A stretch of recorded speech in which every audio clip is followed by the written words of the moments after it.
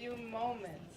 So please gather yourselves, get your last snack, and say hello to your neighbors if you haven't already.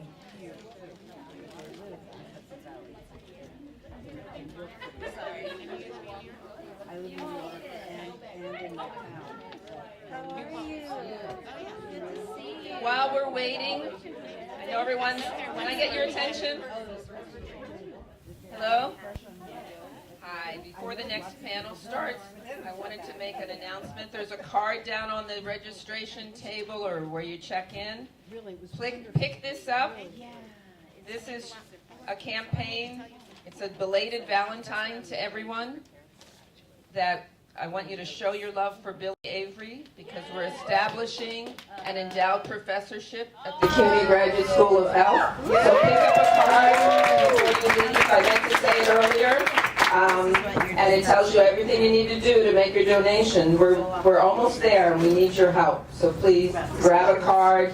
And there's a QR code for making your donations. And whereas Billy's right there, Mama Billy, we really want to take this to completion. Thank you. Every little bit helps. Okay, let's get started. My name is Valerie Joseph. I am the Ames Mentoring Administrative Director here at Smith College.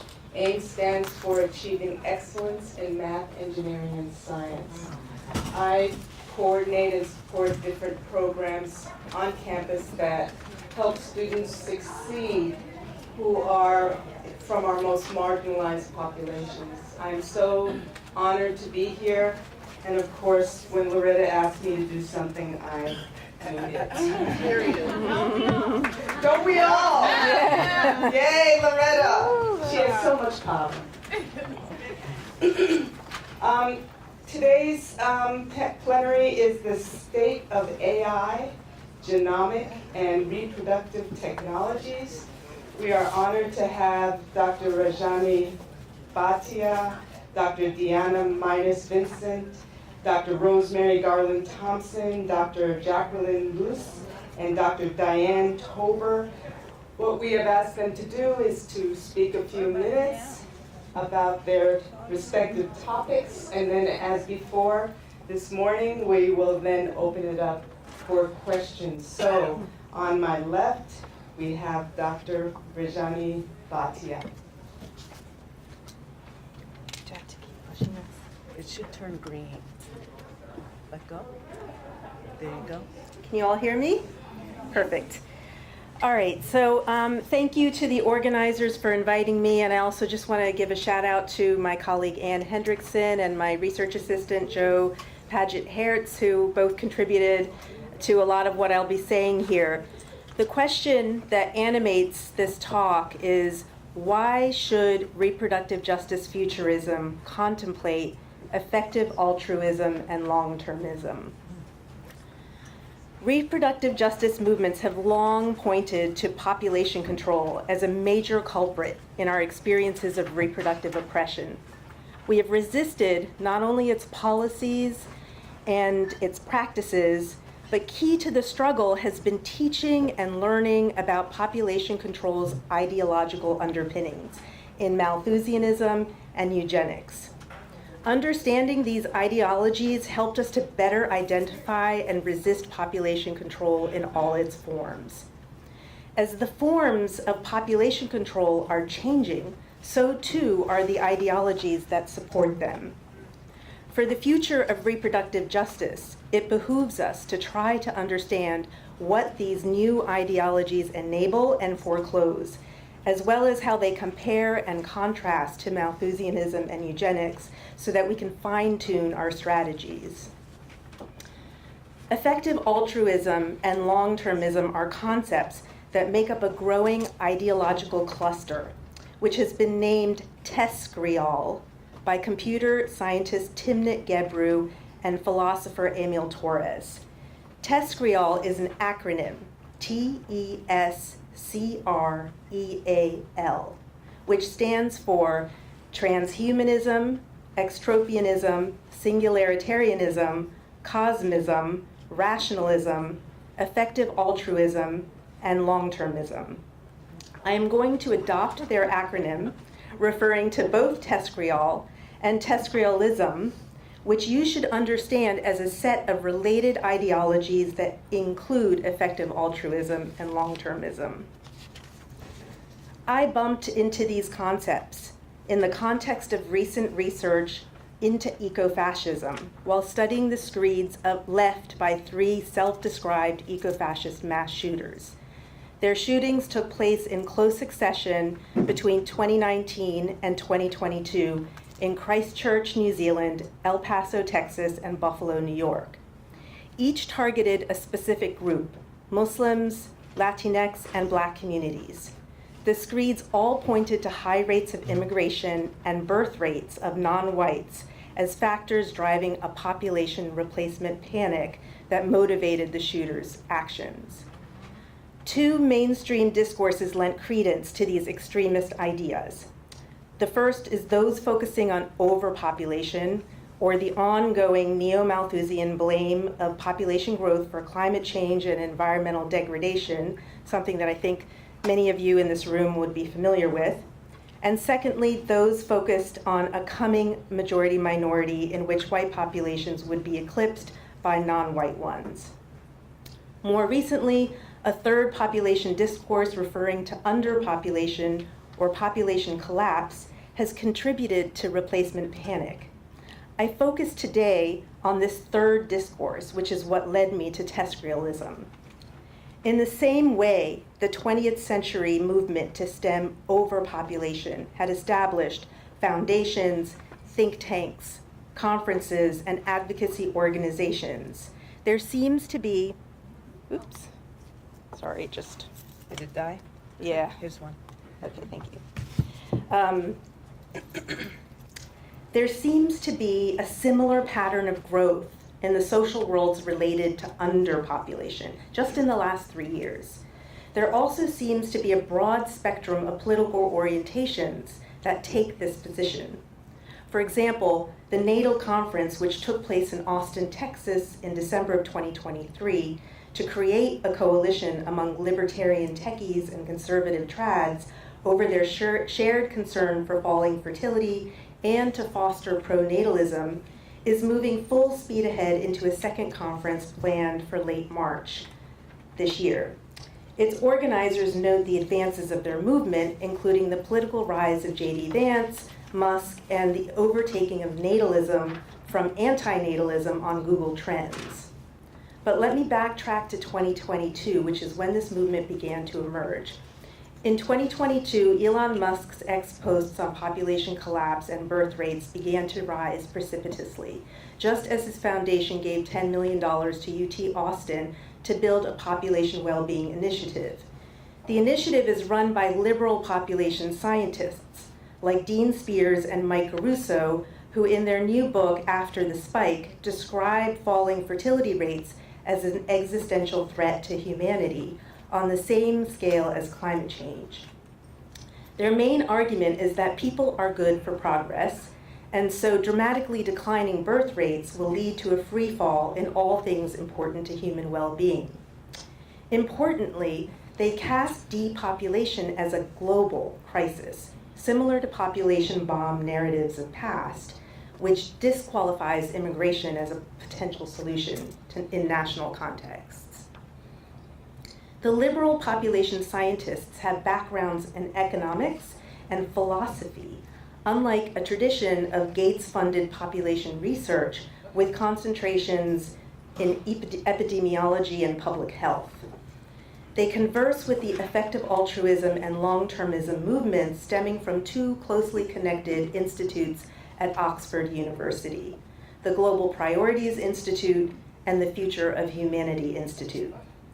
In abbreviated definition, effective altruism is a utilitarian approach to philanthropy and doing good for the most people possible.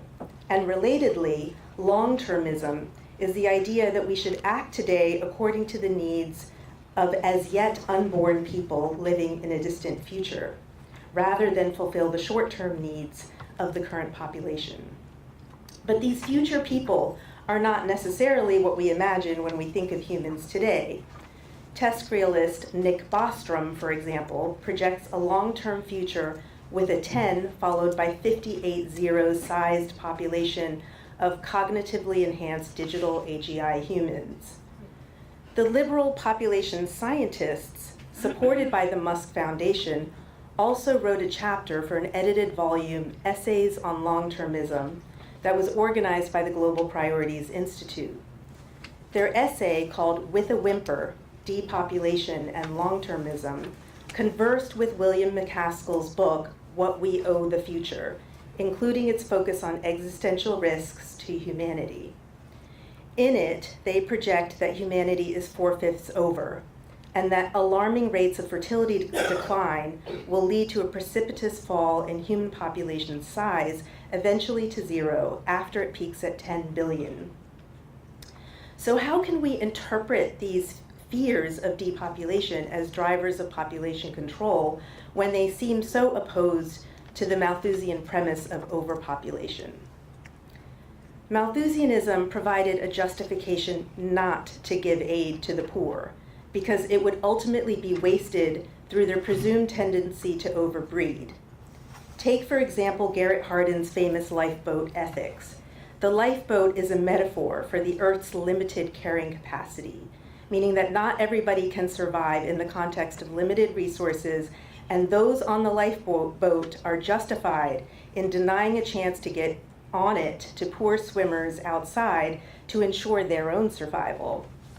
If all swimmers were brought on board, the boat would sink. Hardin called the scenario complete justice, complete catastrophe. The animating metaphor for effective altruism is not a lifeboat, but a drowning child, put forth by Peter Singer.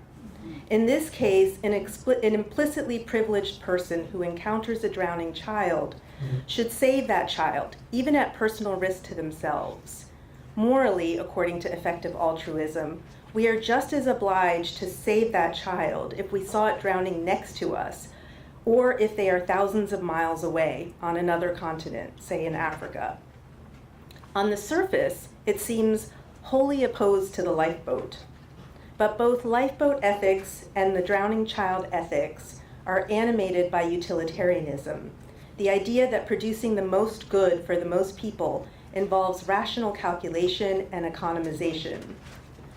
One of the defining examples of effective altruism given by Peter Singer is whether it is more effective to donate to the Make-A-Wish Foundation, in which your money will go towards fulfilling the dying wish of a child with a terminal disease, or to a charity in Africa that provides mosquito nets to masses of people so they can avoid dying of malaria.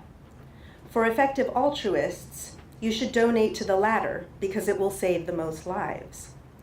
But critics question whether those with disabilities will matter in the calculus of effective altruism, and how to justify expensive programs like housing assistance or in-home care when malaria net charities can save lives elsewhere at a fraction of the cost. So you can see why this intent to do good and save more lives might arouse suspicions from an RJ perspective.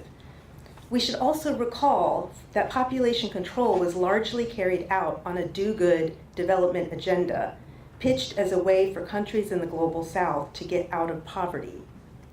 And we know that this led to some of the most egregious examples of reproductive oppression. But to understand how these concepts are tied to new forms of population control, I return here to that cluster of ideologies of which effective altruism and long-termism are a part, called TESC. While it is not necessary to expound on all the words that make up TESC, the T for transhumanism should be recognizable to this audience as eugenics at its core.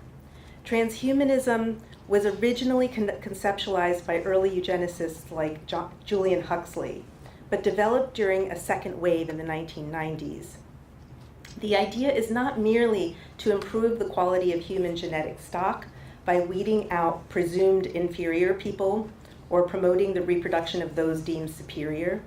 Rather, Transhumanism aims to transcend that stock altogether through enhancement into a post-human superintelligent form.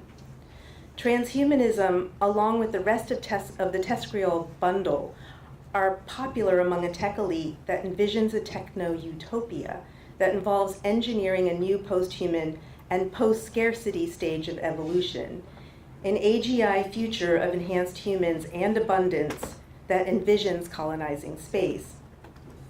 Although some long-termists contemplate the possibility of an AI apocalypse or other existential threats en route to the utopia, so long as there are, in the words of one long-termist, enough survivors on Earth in close contact to form a viable reproductive population with room to spare, and they should have a sustainable food supply, so long as that's true, there's still a chance of reaching the stars someday. Venture capitalist Balaji Srinivasan, who was a secret guest speaker at NatalCon, explained it this way: "We will need more humans to withstand future shocks that will inevitably accompany the quest to colonize Mars, as people will die in the process." So how should we unpack the set of emerging ideologies, TESCREALism, which somehow represents an inverse of Malthusianism? Whereas Malthusianism or Malthusians are preoccupied with overpopulation, TESCREAlists fear underpopulation. Whereas Malthusians seek to maximize access to resources, TESCREAlists seek to maximize well-being. Whereas Malthusians have a future vision of scarcity and planetary collapse, TESCREAlists see abundance and post-human digital AGI life forms living beyond Earth. Yet both sets of ideologies have similar effects. That is, they protect the elite and deflect attention from today's social justice concerns, even as they express the desire to do good. Malthusianism is essentially preoccupied with the number of humans relative to available resources. Malthus's classic example was the ratio of humans to food. That is, those resources were always imagined to be non-human. But in TESCREAlism, human bodies and minds are the resource, the food, if you will, that is necessary for the development of the techno-utopia for the tech elite. AI development requires ordinary humans as tech workers, coders, test subjects, and producers of data through our online content creation. It requires our bodies to serve as frontline buffers in catastrophic events and our brains for harvesting. The specter of new forms of pronatalism in driving reproductive oppression is already upon us.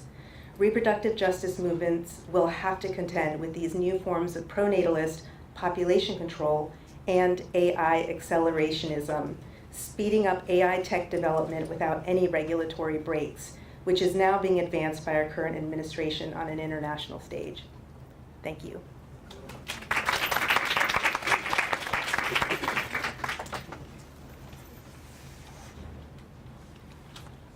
Next we have Dr. A microphone. Sorry, that's okay. This works. Next we have Dr. Deanna Mina-Stenson. Good afternoon, everyone. So I am with the Black Women's Health Imperative, and I want to thank you for having me here. And I've sat this morning and listened and felt so included in this conversation on reproductive justice. And if you will allow me, I'm going to go off script a little bit, which is a little bit dangerous, but Valerie, I know you'll keep me on time. I'm going to tell a story that I normally don't tell. It's a story of my grandmother. My grandmother, she grew up in a small town in Delaware, Cheswold. It's a sundown town.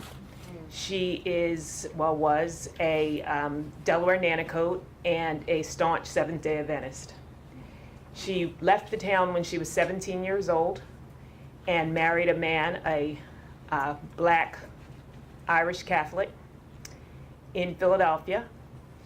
And she had two babies. She had my Uncle David and my dad. And he abandoned her right after my dad was born. and she went back to her family, who then shunned her. And I'm not really sure whether it was because she married a black man or because she married a Seventh-day Adventist. Or she married a Catholic, I'm sorry. And so she was shunned. And my dad grew up in abject poverty, days when there was no food on the table. But she remarried, and it wasn't, while my dad would just say it was a hard life, it was an abusive life. She ultimately had 2 more sons, my Uncle Leo and my Uncle Sammy. And like I said, they were extremely poor, and my dad's stepfather was extremely prideful, wouldn't accept government food, even though there was no food on the table. And she got pregnant with a 5th child, and she had a hard decision to make. And she chose to handle it herself. And she died when she was 37 and my dad was 17. Fast forward to 1991, and I was in college, and I had a really hard decision to make. And I talked to my family, and I chose me. It wasn't the right time for me. But I hate to think that in this time, my daughter, my 23-year-old daughter, has to now decide what state she lives in and what company she works for because of the potential policies that the companies have. And today I'm here to talk to you about the Black Women's Health Imperative, and not all the work that we've done around reproductive justice, but one product in particular, Fair Works. So I have the privilege and the honor to head up Fair Works, among other things. But Fair Works is a for-profit subsidiary. And the reason we created a for-profit subsidiary is because the Black Women's Health Imperative had the foresight to understand that philanthropy cannot be the only strategy for nonprofits. We have to think about different revenue streams.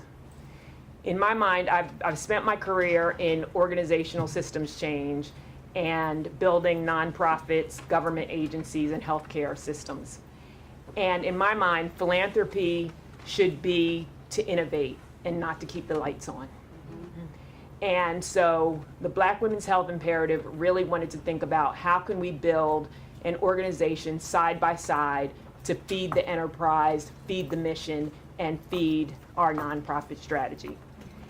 So let me go back just a little bit. Fair Works began in 2022 when the organization conducted both quantitative and qualitative study on over 4,500 Black women and their experiences at work. And you could probably guess what turned out, but it confirmed what we already knew. Black women feel unseen, unheard, underappreciated, and questioned in the workplace. Stress was a major factor for them, and as a result, their health outcomes suffered. And all the disparities that we know are true. So, heart disease, diabetes, and all of the things that when our cortisol levels are high and our allostatic load and weathering and all of that come to bear, and we see poor health outcomes. At the time, I wasn't at the Black Women's Health Imperative. I was working at the largest healthcare system in the state of New Jersey, doing complementary work, talking to our 38,000 employees to understand their experiences at work, to create a more just and equitable workplace. My job there was to end systemic racism, so just a small little task, as well as creating an accountability structure to ensure that we were really looking at the structural issues around it and not doing performative work that really is when DEI gets a bad rap, but really changing policies, practices, and procedures. And what we learned, what I learned there was that regardless of race, gender, age, gender identity, or ability, people had similar stories. As BWHI, we knew that if we fixed it for Black women, we fix it for everyone. Exactly what you said earlier. So what Fair Works does is we look at poor organizational policy. We know that poor organizational policies are detrimental to the health of employees, but it also threatens the health of the organizations and the individuals that work in it. So FairWorks is a robust AI tool that focuses on the drivers of risk. We work with organizations to mitigate risk by addressing the problems that keep them up at night, such as employee retention, employee disengagement, low productivity, high healthcare costs, and reputational damage. We do this using a multi-pronged approach. First, we use AI, equitably built AI, to review internal organizational documents, so policies, clinical protocols, grant proposals, marketing materials, to determine risk in a fraction of the time it would take to do manually. So if any of you have done policy review, you know it can take up to months to review the policy, determine whether it has gender neutral pronouns, to determine whether it is accurate, to look at all the things we need to. So we have built this AI out very similar to Grammarly. So if you've ever used Grammarly, it will read a document and determine any risks that are involved, and so that then you can mitigate risk within the documents. Secondly, it uses AI to analyze internal organizational reports and data to identify and flag key metrics. So you can put in a document, so if we put in our entire employee database that says Deanna minus Vincent identifies as Black and Indigenous, I make X dollars, this is my title, I've been there for 3 years, compared to Bill Smith, who has the same exact title, but he's white, and then tabulate all that data to say, okay, all the white men are making this compared to this. And then also making sure that we're using all the new OMB race and ethnicity frames, so we can also look at the different Asian groups compared to the different African American groups, because we know, for instance, that Indians, Chinese, and Japanese individuals make more than Cambodians, right? So we want to be able to tease all that data out because we think it holds value. The third piece is it scrapes the web for external data to determine what customers, employees, former employees, news outlets, and other key stakeholders are saying about the organization. So what's being said on Indeed, what's being said in the news, what's being said, anything external. And then finally, throughout the process, we're gathering critical insights from leadership and employees through surveys, focus groups, and focus interviews. Because it's one thing if your policy is really great, but if the procedures aren't really being enacted in that way. So if they're saying, yes, we have a really great lactation policy, but my boss isn't really allowing me any breaks to pump, then that's a problem. So we want to make sure that those are in accord. So once we get those 4 pieces of data points and we run those analytics, we prepare an insights and recommendations report. And we provide it to the organization, we do a report out to them, and then they can either take that information and ameliorate it on their own, or we have a team of consultants that can then help them with a strategic framework and help them follow through, and then a year later run an abbreviated version of the FairWorks Index and see whether they've seen improvement. FairWorks really allows us to get to the core issues. Some of the things that some of the policies we concentrate on are paid parental leave, childcare and caregiver issues, lactation issues, menstrual equity. So making sure that while we know that's an issue in schools, but it's also an issue in workplaces where you have frontline workers who may not be able to afford menstrual products. So that is what FairWorks is in a nutshell. As I end, I just want to, I've been in 2 spaces this week before today, and one on Monday, Billy led a workshop with all 30 of us at the Black Women's Health Imperative, really asking us how we're feeling right now. And the sentiments from people were sadness, fear, anxiety. And when it came my time to talk, in my group, I hearkened back to the day after the election in 2016. And I was working at a large nonprofit in Philadelphia at the time, and there were a lot of tears. And I was on a meeting with a white male colleague. and he was crying, and he said, "Deanna, what are we going to do?" Which angered me a little bit. I said, well, we're going to wake up tomorrow and do exactly what we have been doing. You're going to wake up as a white male, and I'm going to wake up as a woman of color, and we're going to move forward. Like, of course, it's fine to feel sad and angry and all of those things, but we can't put our heads in the sand. And I'm so happy to be here today because I'm hearing solutions, and I think we just need to keep moving forward. So, and I think the Black Women's Health Imperative is really coming up with strategies to help us do that. So thank you so much for your time. Thank you very much, Dr. Linus Vincent. Up next, we have Dr. Rosemary Garland Thompson.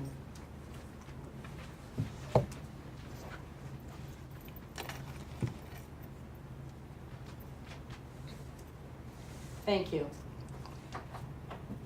I'd be grateful if you would monitor my time a little bit, because I would like to speak for 10 minutes and I haven't prepared remarks. 10 minutes, you got it. Thank you very much. Is this operating? Okay, great. Thank you. I'm Rosemary Garland Thompson. I'm delighted to be here with you. And I wanted to address in my little time together the questions that we were asked this morning, that were given to us. The three questions: what do we know? What do we need to know? And who needs to know it? Now, this is something I hadn't prepared for. I had prepared to talk about some of the things that Emily spoke to us about this morning, but some of the things that have been said already. But I'm going to try to talk a little bit about these three provocations, if you will, in relation to the concept and the word and the work in the world of disability as a thing. So I'll talk a little bit about myself and my own perspective, a little bit about what is sometimes called standpoint theory.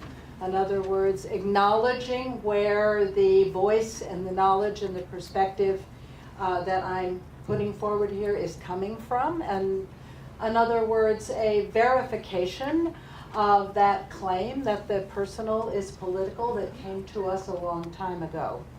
So I'll begin by saying that what we do know is that the word disability is a difficult word to understand in the world, that it does things in the world like all words do, and that it is something that comes to all of us and to all families and is a common human experience. So I want to start with that. And the other thing I want to say, to follow up on the idea that the personal is political, and to follow up on the idea of what we need to know, the next question. We need to know a lot of things. We need to know everything that has been said today, and we need to know about feminism. Feminism is a knowledge enterprise, and Black feminism in particular is something that we need to know in order to live effectively and morally, and to flourish with one another as human beings in the human community. And so I want to call up here some of the feminism, the Black feminism that we need to know. So I'm an English teacher, which means that I work with words and I work with stories. And I want to present some of the stories that we need to know, just to mention some of these. So I want to call first on Paula Giddings, and I want to say that we can all think about the invitation in Paula's 1984 book, When and Where I Enter. And I'm going to say a little bit about when and where I enter and what kind of contribution I might be able to make. So let's begin there. We all need to know Paula Giddings. We all need to know Audre Lorde. We all need to know Ida B. Wells. We all need to know Dorothy Roberts, Angela Davis, Toni Morrison, Alice Walker, Patricia Hill Collins, Zora Neale Hurston, Octavia Butler, James Baldwin, and Loretta Ross. That's just a list of the perspectives, the stories, the voices, if you will, that I have had available to me as a teacher in the years that I've taught. Loretta and I studied feminism together, I don't know how long ago, 15 years ago now at Emory University. And that bond, I think, has brought us to this moment together. And I'm honored and grateful to have that bond. And it's this cluster, and of course I've left many people out of this cluster, that is our inheritance, and this is what we need to know. To continue my own story, in 1988 I had the opportunity, more or less, to return to school and to study feminism. So I'm getting to feminism, to study black feminism. I was able to actually take a train to go to Rutgers for one semester when I was in graduate school and take a course from Paula Giddings, where I learned a great deal and contributed a great deal. But I want us to consider this entire conference an invitation to revisit this long history of feminism in however many ways we want to interpret it. Whatever voices, whatever perspectives can possibly count in the broadest way as feminism, and to draw on that knowledge heritage that we have to do the kind of work that we are faced with just now. So to say a little bit about my own work, I am a person with a disability. I have a congenital disability. I have unusual arms and hands. It's a genetic disability. I knew nothing about disability. I knew nothing about gender. I knew nothing about feminism growing up. But of course, in the transformation of feminism and the women's movement and the broader civil and human rights movement of the mid-20th century, I learned a different way of thinking about everything. And so I would call on us to look at that whole comprehensive history and its potential in every area for transformation and for guidance in answering the questions about how we should live, how we should make our work, how we should make our families, how we should make our lives. And to think about what we think of as the intersectional aspects, the interdisciplinary aspects of that large knowledge enterprise that I'm calling feminism in its broadest sense. It can also be called critical theory, intersectionality. There's lots of ways of talking about this body of knowledge that we can draw upon to do our work and to make our lives. So I want to talk a little bit more specifically about disability as a word, as one of the vectors of identity, one of the protected categories that the civil and human rights gave us, and to think a little bit about how that place in the world, that sociological system, if you will, might operate for all of us, and to help us think about how we can relate to this word and how we can understand this word, disability, as a part, I said, of this entire mosaic of identity and mosaic of human and civil rights, a whole mosaic of ethics, and in this case, reproductive ethics. So one way to think about disability is that it is a description of human variation, and it is a way of being in the world that is often medicalized, and that is often stigmatized, and that is a target of medical intervention and a way of pathologizing human variation. As I suggested, I began as an English teacher, dealing with stories. And as I moved through my work, I began to understand that I needed and wanted at a certain point to shift my audience. I felt, to use a complete cliche, that I was preaching to the choir after a while about all of the things that I was bringing forward as a teacher. And I thought that I should start speaking with a different audience, and that different audience would be what we think of as healthcare practitioners, doctors. Time's You're up? at 9 minutes. Oh, that's 9 minutes. Feel free. Thank you. And so I began to work in the area of bioethics. I went back to school and I got a degree in bioethics so that I could talk the talk and read the stuff and publish in the journals and make some shift in what I was trying to do. And so I immediately began to start talking about and running up against, of course, what is sometimes called the new eugenics, which is what we're talking about here, and transhumanism. And to understand that that is what it is that we need to talk against, and that that is the audience that we need to try to talk with as much as we can, and to try to affect some kind of consciousness raising about reproductive justice, about disability justice, about feminism, about black feminism, about critical theory, and about what kind of work that these enterprises can do in the world to bring forward what we might think of as justice. So I wanted to mention some of the areas that working in bioethics,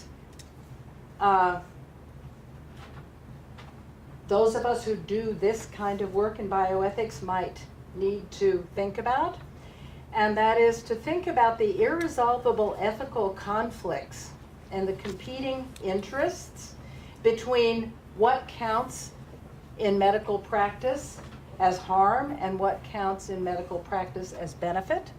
And often the same kind of action is both beneficial and harmful, and it's unclear what the outcomes will be. So it's an important challenge in deciding what it is that we want to think about and talk about and advocate for and advocate against. We need to think about reproductive liberty for women, and we need to think about reproductive justice for people with disabilities and how those might be competing interests. We need to think about euthanasia and end-of-life issues. We need to think about what euthanasia does, what its premises are, what its limits and possibilities are for human flourishing and human health. We need to think, and perhaps most importantly, about the equitable distribution of resources in medical practice and medical, the distribution of resources in medical practice and medical research and technology development. And we have to think about questions of consent and what consent might mean. We have to think about quality of life. And we have to universalize, I think, disability, rather than having a limited understanding of disability as pathology, as something that is wrong. Rather, I think, and would invite us to think about disability as a form of human variation that can be a source of bonding, and it can be a resource for all of us as human beings. So thank you, I'll stop there, and I'm looking forward to everything that all the rest of you have to say. Thank you, Dr. Garland Thompson. Next up, we have Dr. Jacqueline Luce. Thank you. I'll just say that it's a real honor to be in this room and to be. Oh, I'm so sorry. Do you want to use this? Yes, that would be perfect. Is it still on? Yes. Okay. So it's a real honor to be in this room with everybody and to be thinking across so many different spheres about reproductive justice futurisms. I'm going to start by also telling you a little bit about the question that is framing the offering that I made today, which is how can a reproductive justice and reproductive justice futurisms lens assist our understanding of the genealogies and possible futures of mitochondrial replacement techniques, their governance, and their use. So I will tell you a little bit about mitochondrial replacement techniques specifically in a moment, but one of the things that I want to hold in mind is how our thoughts about reproductive technologies and the questions that we ask might change depending on the type of lens through which we're looking. And here, we are talking in this room and focusing on reproductive justice lenses, reproductive governance, reproductive politics. What I'm going to invite us to do is to think about the development, governance, and implementation of a reproductive technology through a rare disease lens, through a rare disease technology and rare disease governance and rare disease care and support and politics lens.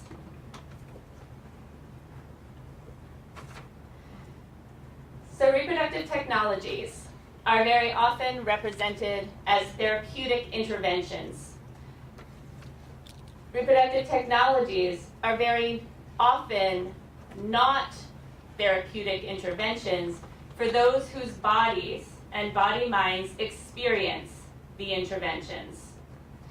Reproductive technologies, increasingly over many decades, are not only a means of having a baby, but as has been referenced earlier today, having what is referred to as a normatively healthy baby, with healthy being consistently redefined. Selecting and modifying embryos is discussed as preventative, and significant discussions have occurred in relation to screening for various forms of embodiment and disease. So here in this room, we might be familiar with pre-implantation genetic diagnosis or pre-implantation genetic screening now more often for cystic fibrosis, Tay-Sachs, beta thalassemia, BRCA1 and BRCA2 mutations, Huntington's, and all sorts of varied conversations that go along with those conversations about is it okay to implement these tests for these conditions. Let's see, let's break it down. Is this an early onset? Is this a childhood onset? Is this fatal? Is this severe? Is this late onset, adult onset? Is this about susceptibility? Is this about certainty? Right?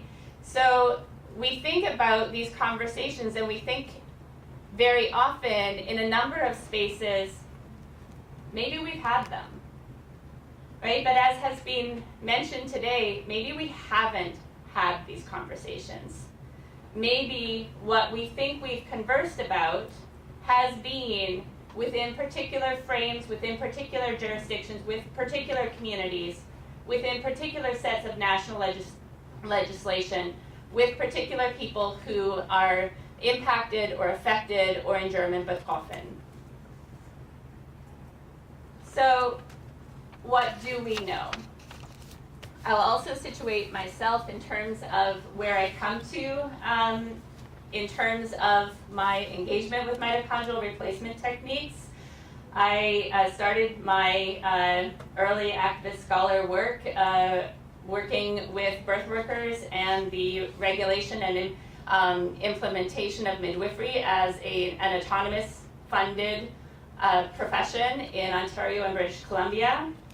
I did a lot of work on home insemination and outside of the clinic donor insemination and the normalization and naturalization that queer folks would absolutely be using clinical procedures to try to have families, to become parents, that there was a particular form of family constellation that was desired.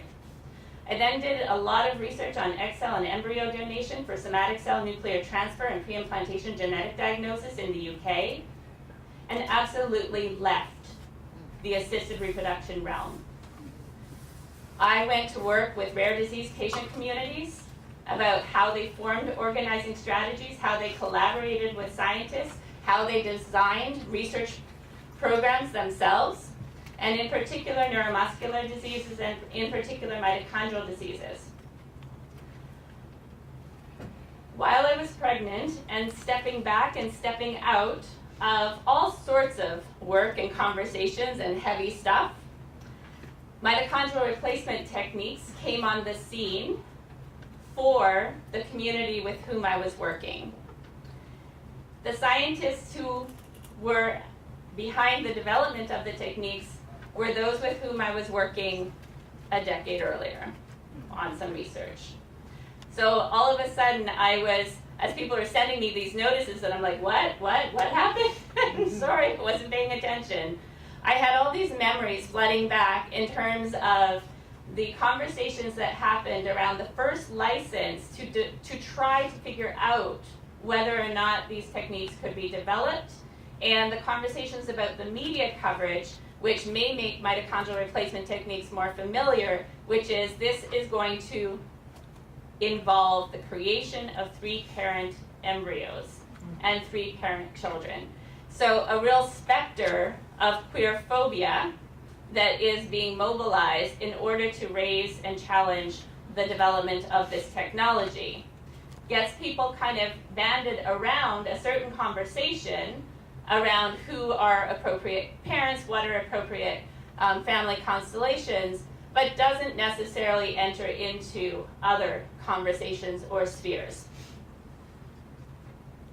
So there are 2 types of mitochondrial replacement techniques, and they both, maternal spindle transfer and pronuclear transfer, involve 2 eggs and sperm. So I'm going to try to do this with my hand. Thank you for this mic. My child at the dinner table yesterday questioned whether or not the way that I was describing this was correct. So let's see if it works.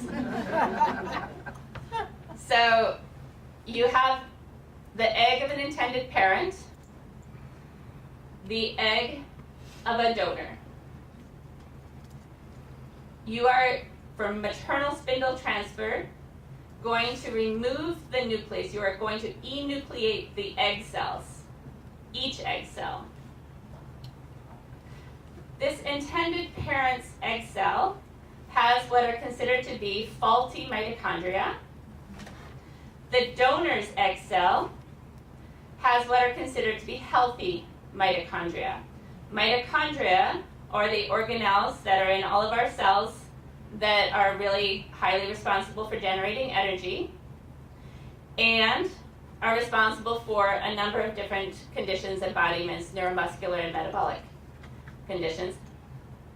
Mitochondrial DNA diseases are what can be kind of addressed according to many spheres of discussion by mitochondrial replacement techniques. So these 2 eggs are enucleated. The nucleus, the nuclear DNA from the intended parent, egg cell contributor, is then fused with the cytoplasm of the donor egg. And my child said, "Mommy, but which hand was which, and did you actually do that?" Right. So hopefully what we're aiming for here is the mitochondria, which is in the cytoplasm of the donor, with the nuclear DNA of the intended parent, so that the offspring that would hopefully be born would be free of the mitochondrial DNA disease that they could potentially inherit from this intended mother, parent. Okay.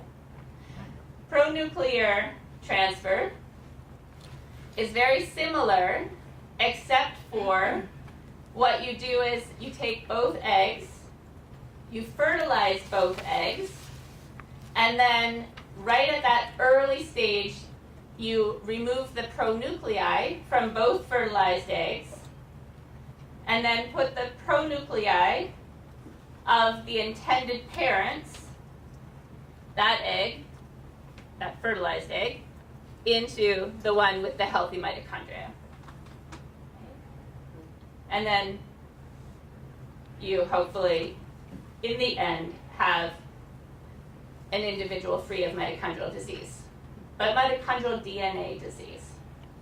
Okay? So one of the things that is really interesting is that from the point of requesting a license to do this research in the UK, which along with Australia are the two jurisdictions that have legalized mitochondrial replacement techniques in a very circumscribed way, was that there was a strong emphasis placed on the fact that mitochondrial replacement techniques will provide a reproductive option that is not currently available for those with mitochondrial disease. Now, I've been correcting myself and inserting mitochondrial DNA disease because that is actually what is accurate. Is this still on? No. I'm just going to put a new one in. Yeah. Which I cannot do.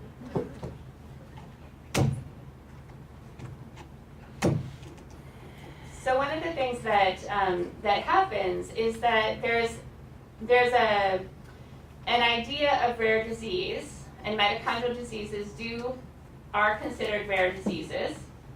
But mitochondrial DNA diseases are a particular subset of all mitochondrial disease.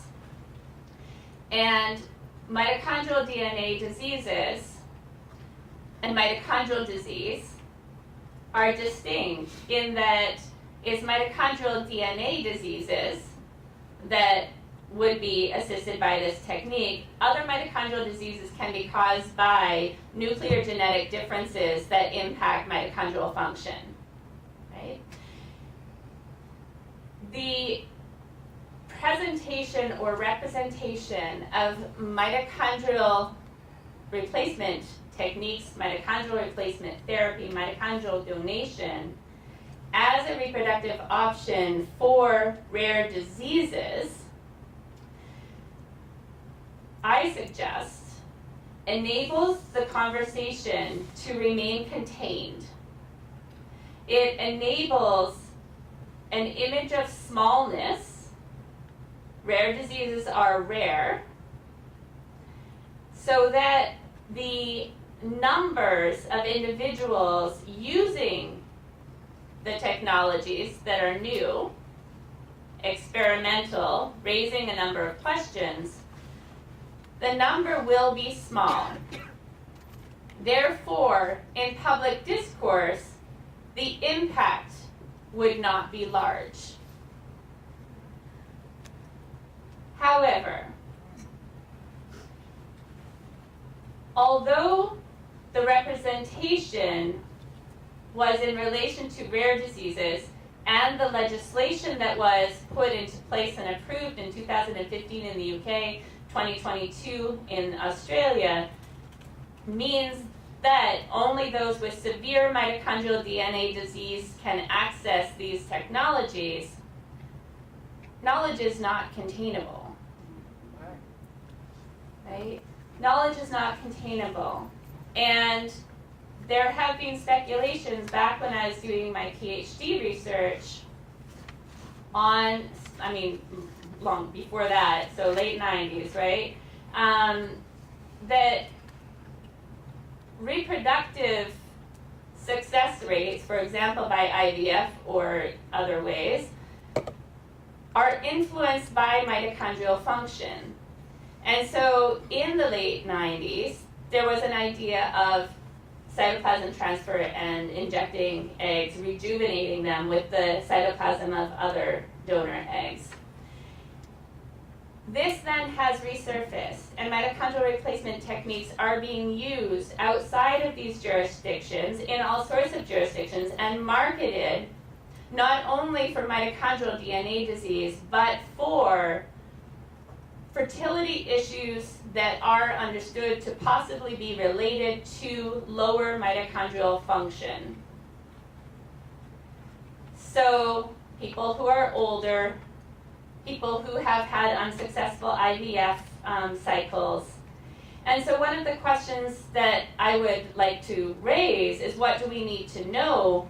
We need to know what impact this type of medicalization will have. How will people begin to think about mitochondrial function in relation to assisted reproduction? Who are the donors? How does our understanding of genetic relatedness tied to nuclear DNA impact our thoughts and the thoughts of those donating on whether they will donate, because it's just the mitochondria, right? In other situations, in the research I did for egg cell research, egg cell donation, if you were donating for research, that seemed to be easier to think about than donating for reproduction.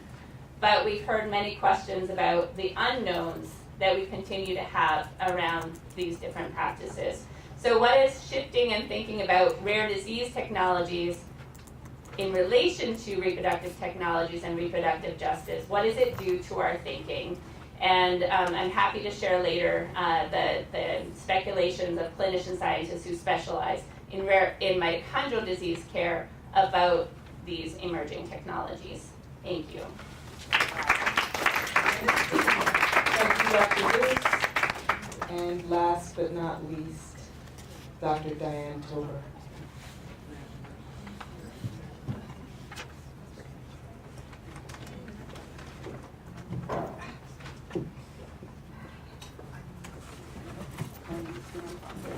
Watch your headphones. There we go. Okay. Trying to think of our audio. Check. Is it on? I don't hear it. Yep. You can hear me? Okay. Great.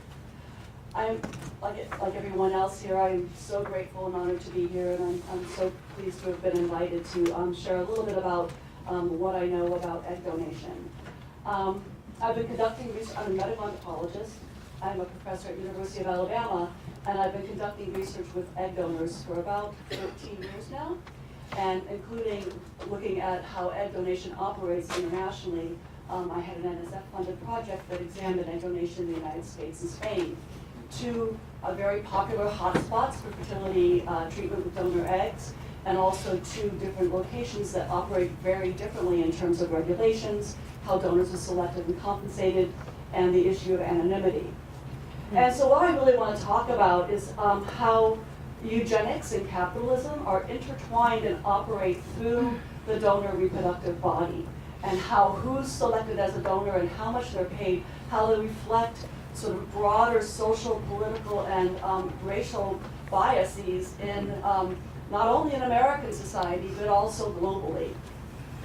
So, so the research that I conducted, and I'm still hoping to get more funding to go forward and do more, but the research was a mixed method study, including surveys with about 900 egg donors from around the world, about 700 from the US and 150 or so from Spain, and then another 100 something from other parts of the world. And I also conducted interviews with about 300 egg donors and over 100 professional interviews, and did clinical observation in the United States and Spain. The survey collected information about demographics, health and well-being, number of cycles, a level of compensation, and all of this is pretty much discussed in my book, Eggonomics, the Global Market for Human Eggs and the Donors Who Supply Them. Just a little plug there. I'm very excited about it. It just came out, so bear with me. So first I'll talk about what we know about the egg donation process. So the egg donation process involves several weeks of hormone injections that the donors usually self-inject to force the ovaries to produce more eggs. So normally in a monthly cycle, your ovaries will produce one egg that comes to maturity. Well, what the hormones do is that they enable, they feed each of your ovarian follicles with more of what they call follicle-stimulating hormones, so that each follicle will produce an egg that can come to maturity. Clinics usually tell the donors that they're aiming for about 15 to 20 eggs. in fact, what I've seen is donors being stimulated to produce as high as 40 to 80 eggs and even higher. So if you can feel your ovulation in your ovary with one egg in a monthly cycle, imagine what you might be feeling in your body if you're producing 80 eggs, right? I mean, that's an intense amount of bloating and an intense amount of pain. So the process to remove the eggs from the body includes taking an ultrasound-guided needle that pokes up through the vaginal wall into the ovary and then suctions out each egg from the follicle, the ovarian follicle. And so what can happen with those punctures, especially if a donor does multiple cycles, is that they get scar tissue developing on their ovaries. And so a lot of donors continue to have a lot of pain on, even after they're no longer donating, because the scar tissue has been created on their ovaries. So many donors, like I said in my study, produce well over 30 eggs. And then higher egg counts increases the risk to donors. And this is something I've actually found in my own data, that donors who are stimulated to produce greater than 30 eggs have a much higher risk for ovarian hyperstimulation syndrome. And ovarian hyperstimulation syndrome can become life-threatening if it's not treated, which I'll talk about in a moment. So over 13% of the donors in my study had what's called severe ovarian hyperstimulation syndrome, to the point where they had to have fluid drained from their bodies so that they could settle down and not have it get worse. And 6 out of 500 donors, or about 1.5%, surveyed had such severe complications they were hospitalized for a week or more with critical ovarian hyperstimulation syndrome, or OHSS. And symptoms of critical OHSS include things like your kidney shutting down, your lungs collapsing, and I have even one donor who went into cardiac arrest and had to be resuscitated, and luckily she's alive and now doing well. So with absolutely no data to support the claim, clinics tell donors across the board the risks are less than 1%, with no data to support it. And yet, without the longitudinal research to be done, and I've been collecting data, like I said, for 13 years, but we really need to do, much longer. With no longitudinal research on donors, there is no such thing as informed consent. So young women are making these decisions, as somebody pointed out earlier, to help pay off their medical debt, student loan debt, to help pay tuition, to pay bills, thinking, oh great, it's a win-win, I can help somebody else and help myself in the meantime financially, without realizing that helping somebody else could lead to their own infertility or their own medical complications down the road because nobody's telling them. So now I'm going to move a little bit to what I've seen in terms of how eugenics operates through who's recruited to become an egg donor and how much they're paid, and the racial implications of compensation and selection. So in the United States, unlike any other country in the world, in the United States there's a highly tiered market in human eggs. And so what we see here is, for example, some groups of women are recruited more aggressively on college campuses, in sororities, for example, and in places where, as one recruiter told me, eligible young women where they'll be able to find plenty of eligible young women, right? And they can explain to them the benefits of donation. I've had donors that have been recruited at parties, at sorority events, at all kinds of places, out of bars at night. In any case, and so donors are paid differently based on traits like race, education, perceived attractiveness, in the mainstream definition of it, and perceived intelligence, and other factors. In my US quantitative data, I discovered that donor compensation varies widely by race. So for example, white and Asian donors in the study were paid on average about $8,000 to $10,000. The average compensation for Black and Hispanic donors was about $1,000 less. Most disturbingly, while white and Asian donors were paid a high of over $100,000, and I've personally heard over $250,000 from one recruiter for an Asian donor from MIT. The highest compensation I've heard for a Black or Hispanic donor was $12,000. So we see the racial disparities playing out in how selection operates and how donors are compensated in our society, which many of us know that Black women and experience infertility just as frequently as white women, Asian women, Hispanic women, and so on, and yet there's a shortage, so to speak, of Black donors. A lot of Black women that I've talked to have said that were trying to find an egg donor were not able to find a Black egg donor that looked like them. And not surprisingly, because of the aggressive recruitment and compensation that we see in the United States, there was a higher percentage of white and Asian donors in my study compared to the representation in the general population, and a substantially lower percentage of Black donors compared to the general population. So that, again, speaks to the so-called shortage issue and why it's difficult for Black women to find Black egg donors. I suspect that the way in which these medical markets operate influence the disparities in availability in terms of where people are focusing on which populations to recruit from and which populations not to recruit as aggressively from. Now, interestingly, in Spain, all donors are paid the same regardless of their ancestry. So when I went to Spain, I thought, oh, well, perhaps here we have a more egalitarian payment system, and perhaps there's more egalitarian selection than what we see in this sort of highly tiered US market.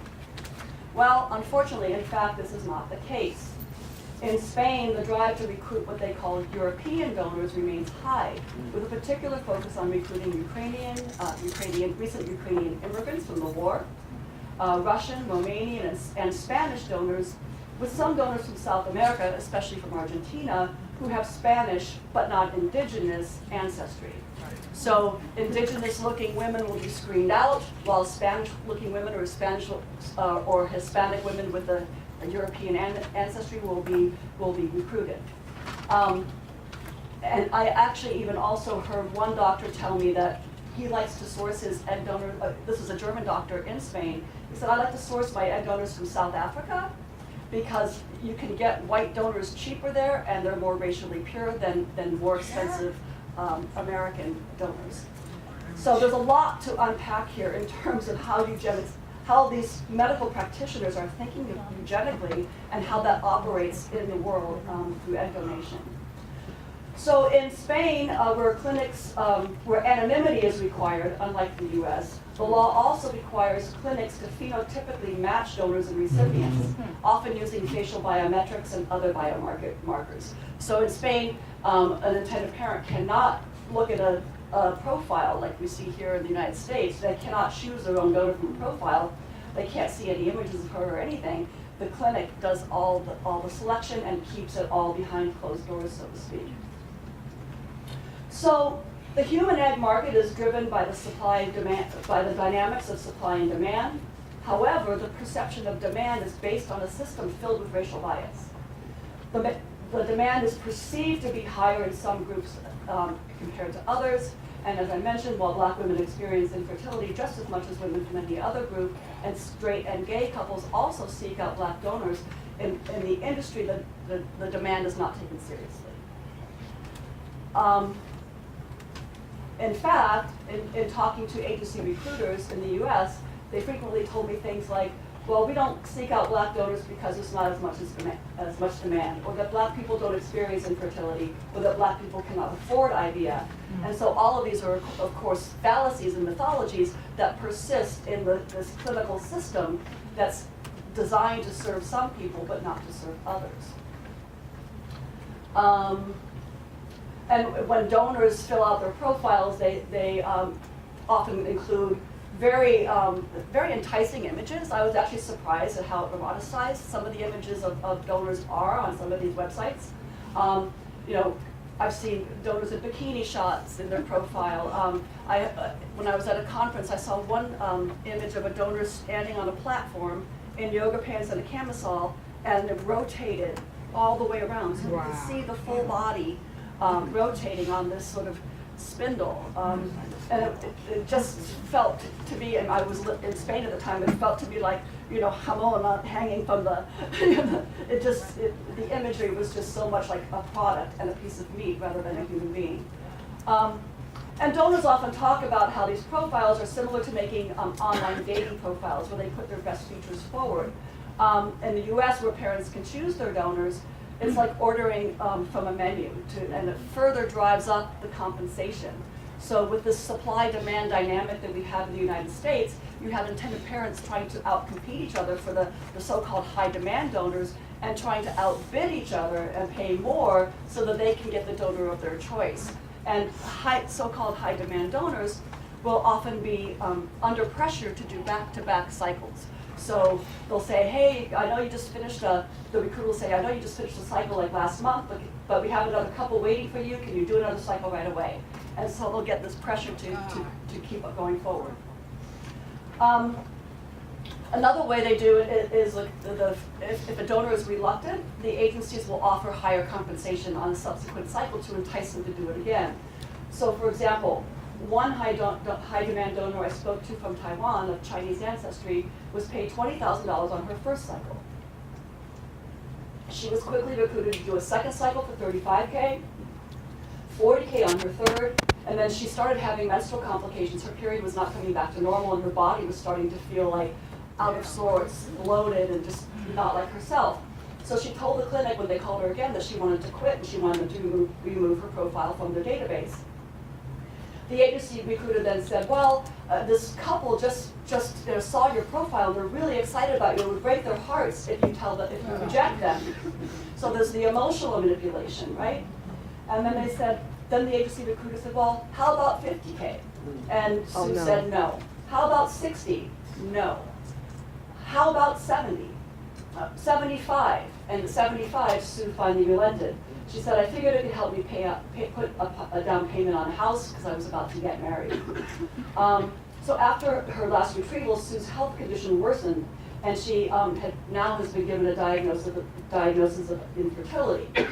And while Sue was financially struggling at the time of her donations, now as a married woman with a husband who's a very high earner, her position has changed. Ironically, when they found out that her eggs would not work and she would not be able to become pregnant, she ended up going to the same agency that had exploited her so horribly to find another egg donor. She and her husband could not afford a Chinese donor because they were about $50,000 more expensive than some of the other donors, but they did find a white donor at Harvard for about $35,000.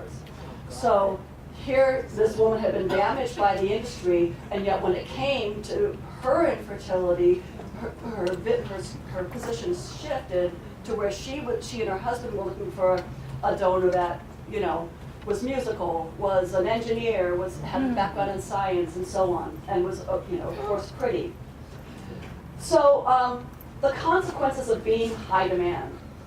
As we saw with Sue, her egg donations potentially could have led to her infertility. So while I've been being a high demand egg donor, especially being an egg donor, or especially a high demand egg donor, does not come without consequences. While I've been able to track immediate complications in egg donors, longer term health problems are a bit more tricky. So was Sue's infertility caused by her own egg donations? Probably. Another donor, Kelsey, 26 years old, was diagnosed with an extremely rare form of cervical cancer after her third donation, with no family history, no HPV, and this kind of cancer was a kind of cancer that would only be found in 80-year-old women, according to her doctor. Did her egg donation cause it? I don't know.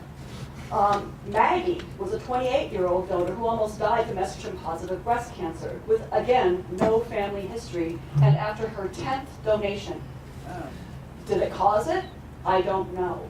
But I am suspicious about the number of donors diagnosed with endometriosis post-donation who had never had symptoms prior, and 2 years later, again, faced their own infertility to the point where they now needed an egg donor if they wanted to have a child that they carried. So the so-called high-demand donor illuminates how positive eugenics can be almost as damaging, if not equally as damaging, as the negative eugenics procedures we see, like coerced sterilization. So I want to wrap things up by asking, and this is what I talk about in the last chapter of my book, what would egg donation look like if it was grounded in the principles and practices of reproductive justice and human rights, rather than commerce? So I'm going to share the story of Alan. She's 28, and she wanted to donate her eggs to be able to pay to freeze her own eggs. And she's also Black. She's an engineer, she's very educated, she's a little bit older than most donors when they're recruited. And after doing extensive research going on egg donor groups, on donor conception groups, on recipient parent groups, and so on, she decided she did not want to participate in a system where her eggs were bought and sold, or where she could not know the identity of the children, or be in contact with the intended parents. For her, she said, I didn't want to feel like, I didn't want any child born from my eggs to feel like they had been bought and sold, because my ancestors were bought and sold, and I know what that feels like. And so she has some very incredibly powerful things to say, linking sort of the legacy of slavery and her current decision-making on becoming a known donor. She also did not want any child from her eggs to not have access to information about her identity, to not know where they come from, because as a woman of African ancestry, she too did not know where she came from. She wanted to do an open donation and meet the couple before deciding to move forward. The first clinic she went to told her that Black people would not be interested in using a donor who wanted to be known. Her response was, I'm pretty sure I can find a Black family who shares my values because I was raised in one. She left the clinic and continued to shop for other clinics until she found one where she felt heard and respected. Because Alan was an engineer with a well-paying job, she was privileged in a way that most younger egg donors are not, and she was not burdened with the student loan debt and tuition costs that younger donors have. She decided to do what's called a freeze and share cycle, where she would give half of her eggs to the couple and keep half for herself. She also wanted to donate to a Black couple, or at least a couple in which one of the partners was Black, knowing that Black people not only have a difficult time finding donors who look like them, but also that they would likely have cultural knowledge of the challenges Black people face in the United States, and be better equipped to pass that knowledge on to their child in order to best protect them. While she did not, so the couple, they got 8 eggs, which resulted in a positive pregnancy. And while she did not have enough eggs to keep for herself, they paid for her to do 1 round of egg freezing on her own as part of their agreement. And they also had a son whom she later met, and they are still in contact. Her mother has met the donor grandchild, and they've built like an extended network of family from an open and known egg donation. Okay. Unfortunately, Alan did go on to experience endometriosis symptoms after her donation, so we don't know if there was a connection there or not. But she does feel like she had a very positive experience as a donor compared to many of the other donors that I've spoken to. And so, Alan's story helped inform my thinking in a more nuanced way about how egg donation could be better for everyone if grounded in reproductive justice and human rights. And so I have some suggestions on what I would like to see in terms of, like, if I could change the world of egg donation, what would I do, right? And I would like to see policies changed. So, for example, while it's difficult in the United States to eliminate compensation or payment for eggs, the commercial market turns donors and their eggs into commodities. And it influences how donors are perceived and treated as vendors rather than as patients in clinical settings. They frequently talk to me about having felt abused, medically abused. And when we focus on commerce instead of connection, if we switch that and look at the connection like Alan did, by enhancing human connection between donors and recipients and reducing emphasis on commodification, it's possible to not only enhance the experience for everyone, but also donor-conceived people would feel less like products and would have, and donors would feel less like egg-producing machines. So that would give donor-conceived people the right to connect with their donors and have basic information about their identities. Also safety, by implementing limits on the amount of eggs that can be retrieved per donor, it could enhance donor safety and at least somewhat ameliorate the risks. Unfortunately, because of oocyte vitrification or egg freezing, what we have now is clinics trying to get donors to produce as many eggs as they possibly can because they're freezing those eggs, breaking them up into batches of 5 or 6, and selling each batch for like $15,000. and the donor still only gets paid, say, $7,500, right? So they can dramatically expand their profits from a $40,000 cycle with one intended parent to like $150,000 if she produces 30 eggs, to about $300,000 if that donor produces 70 eggs. So reducing the egg counts would be something that I would like to see happen. Where am I? Also, open identity, so donor conceived people have a right to know where they come from, and most donors also strongly support being connected with the children they help create, if not now, at least at some point in the future. And they understand that, donors understand that a person might feel like they lose a part of themselves if they don't know where they come from.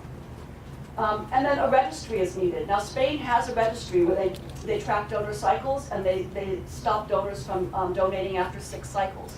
Here we have the American Society for Reproductive Medicine that says, okay, you shouldn't go more than 6 cycles, but nobody stops them. So we need a registry not only to track the cycles and track where the eggs go, but also to track donor health over time, and again, to help facilitate donor and donor-conceived child connection. Now, given how U.S. Capitalism operates through our bodies and through the medical systems, I don't know if these are all possible, but it's a vision. And as one of the things that often comes back to me, that I was talking in a tray the other day, or yesterday. Dr. Tober. I'm done. All right, I'm done.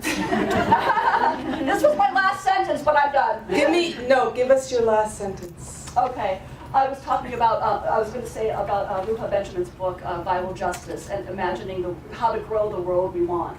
And these are sort of the seeds that I'm planting in this space to think about, what I would like to see in the future and how can we get there. Okay, sorry if I went over time.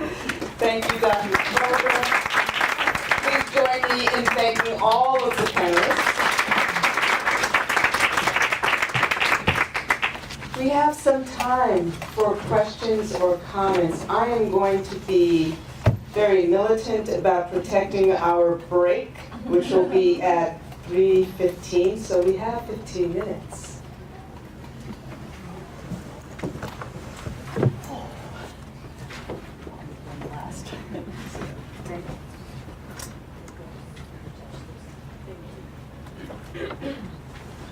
Dr. Tober, I was really fascinated by your description of the system in Spain, particularly because as a biracial person, I feel as though any kind of race-based policies kind of forget that mixed race people exist or prospectively might exist. And so I was wondering if you know, what would happen if an intended single mother by choice with infertility, for example, who was of Spanish descent, first found a sperm donor of African descent, and then said, I want a mixed race egg? They will not do that. In Spain, whether it's a sperm or an egg, the clinic has to select it, and the donor has to match the recipient, the recipient woman.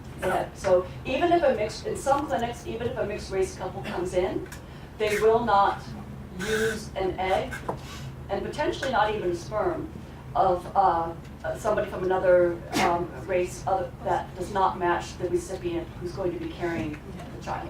Interesting. How is race determined though? Typically or by nationality, because that varies across countries? They look at phenotype. It's all phenotype matching, so. Well, that Yeah. Yeah. isn't scientific. So, yeah, for example, this was actually interesting because it goes against sort of what that premise, but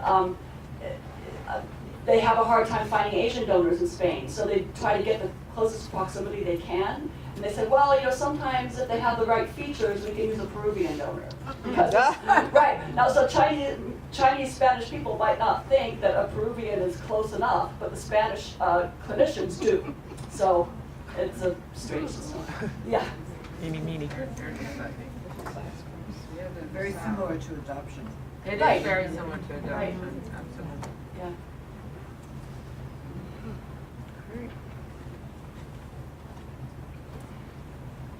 Thank you so much for this panel. I also have a question to Dr. Tober. So you mentioned that you've been doing research across 13 years. Yes. And so I have not researched this, but just as a person who watches the news, more and more are, sorry, I'm trying to get my words out. So the question is about anonymous donation or non-identified donation.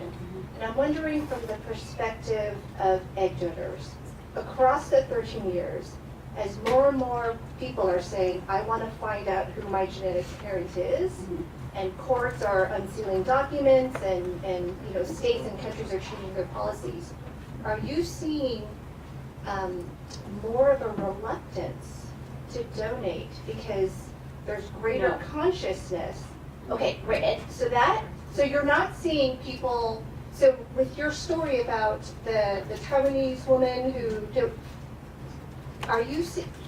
when folks are donating, do they have an awareness that 10, 20, 30 years down the line, a child might exist that will come contact me, or are they blocking it from their minds? For the most part, they do not block it from their minds. For the most part, because everybody knows ancestry.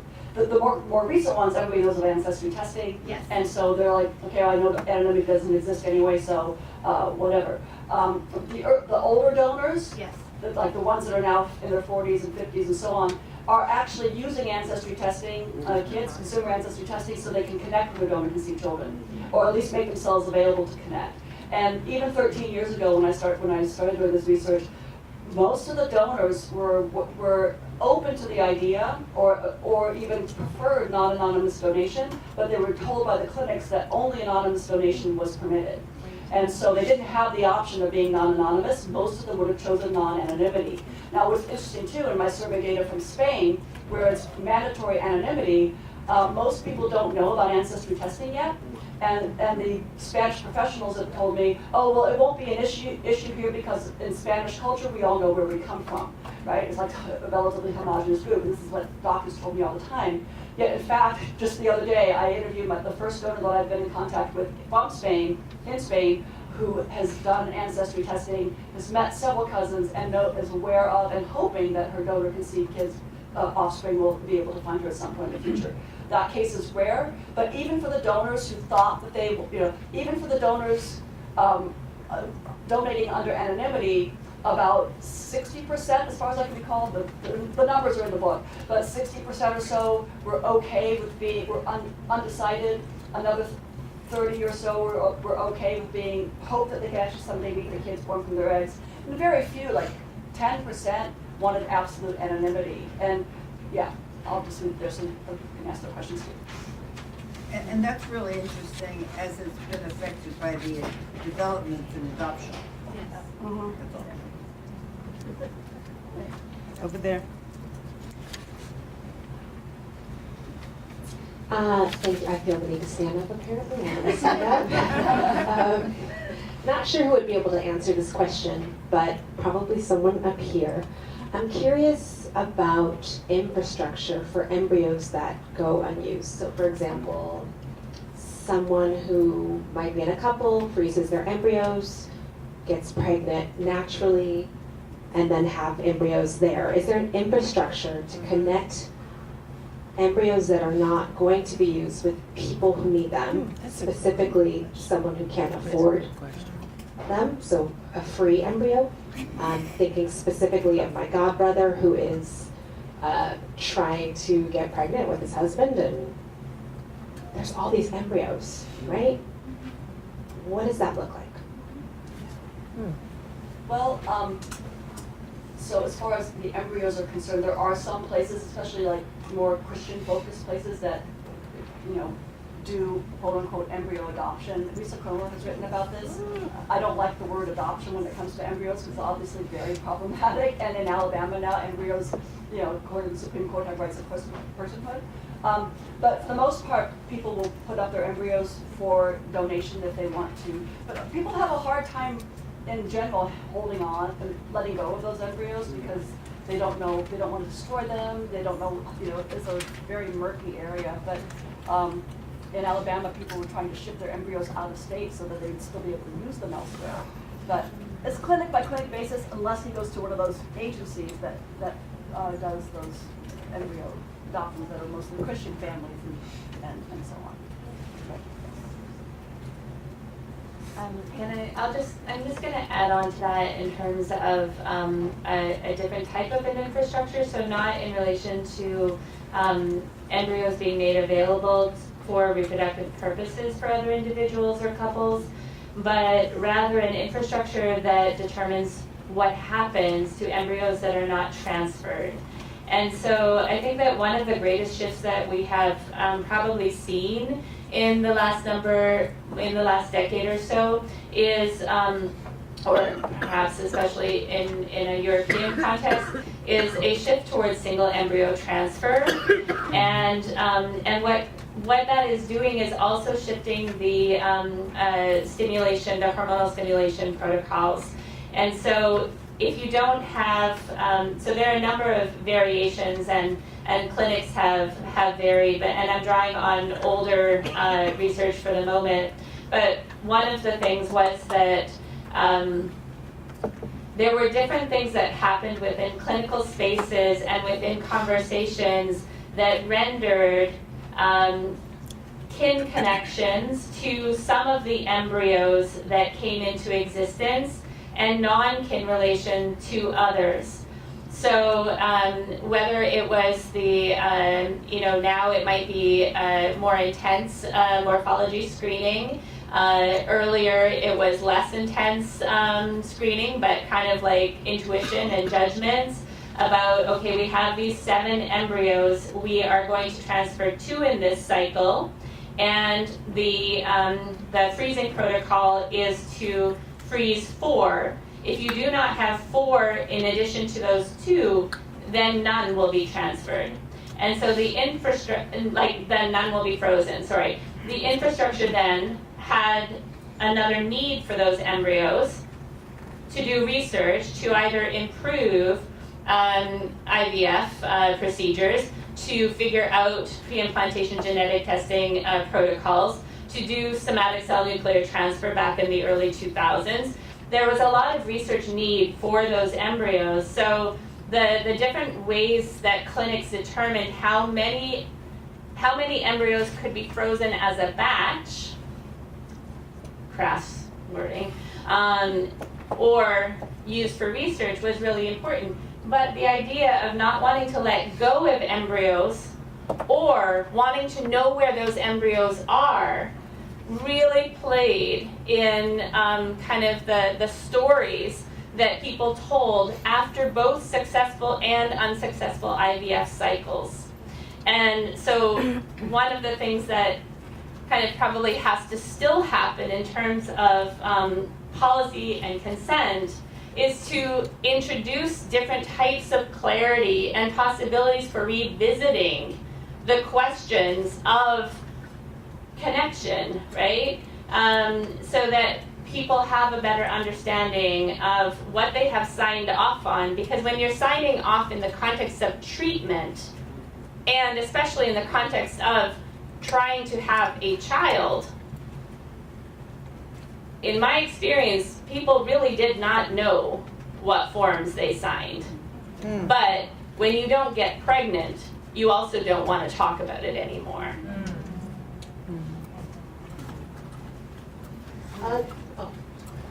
I did want to switch gears a little bit to the conversation around long-termism.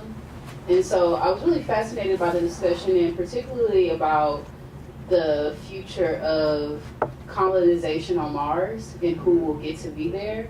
And so I attended this interesting discussion at the National Academy of Sciences last week that talks about this unregulation of space, and also this privatized interest on colonizing with space and the individuals who will be a part of that majority, and kind of being okay with the folks who are already kind of who are already looked as not as the humans that they want to exist here, which a lot of those in the room, not making it to Mars.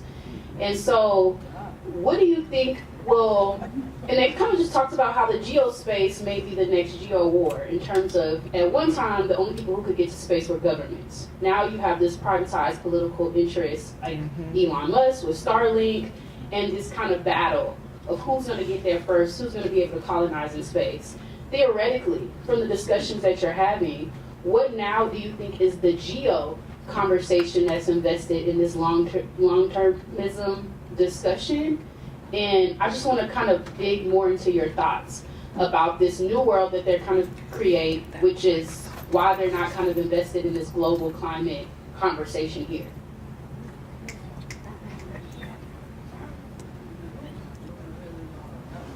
I'm not sure. Can you say what you mean exactly when you say geo? So geo in the means of like this global war. So now for example, you have the Sorry, I walked away. oh, sorry. So now we're seeing like more interest in even government instructors who weren't involved with wanting to go to space, like for example, Dubai.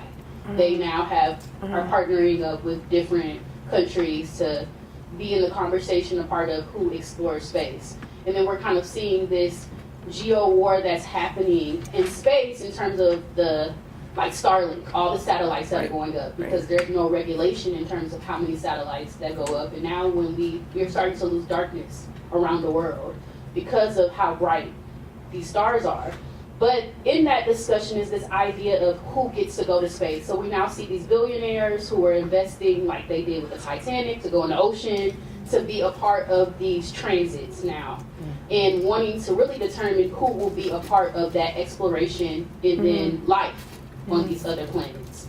How do you think that ties into your larger theoretical conversation of who gets to be a part of these new worlds that won't include most folks in this room, for example? It might even be more planetary science than geo. Yeah. Yes. Okay. Yeah. So I've been told that we have 3 minutes, so I'll just give my first reactions, which might not be a full response to what you're asking, but what I know about the vision is that it really tries to exceed the nation-state framework, the things that we kind of hold on to when it comes to accountability in terms of human rights and in terms of social justice and all those frameworks. So all those institutional realms that that are familiar, right? And so there are like some.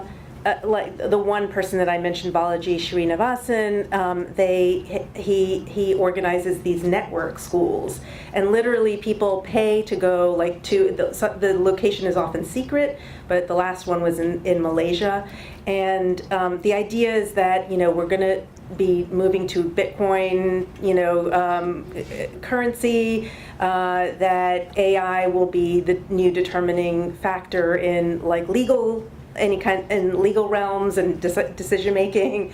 I mean, some of this stuff sounds like really preposterous, but I guess what I'm trying to say is that it's very extra national. It's very extra the framework. And so when you say geo, that's the first thing that came to my mind, is that they are really thinking their vision is part of the destruction of this national infrastructure that we're seeing is something that is part and parcel of this new push to move beyond those frames. And it's not like what we think of as in terms of like transnational feminism, right? It's a different sort of a connection, right? But there definitely there are people who are going to these schools and training.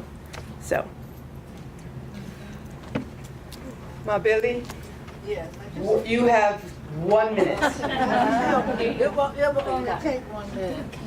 I just want to say that in 1978, at Hampshire College, down the road from here, Becky Holmes conducted a whole conference which just reminded me so much of the eggs and all of that were in rats.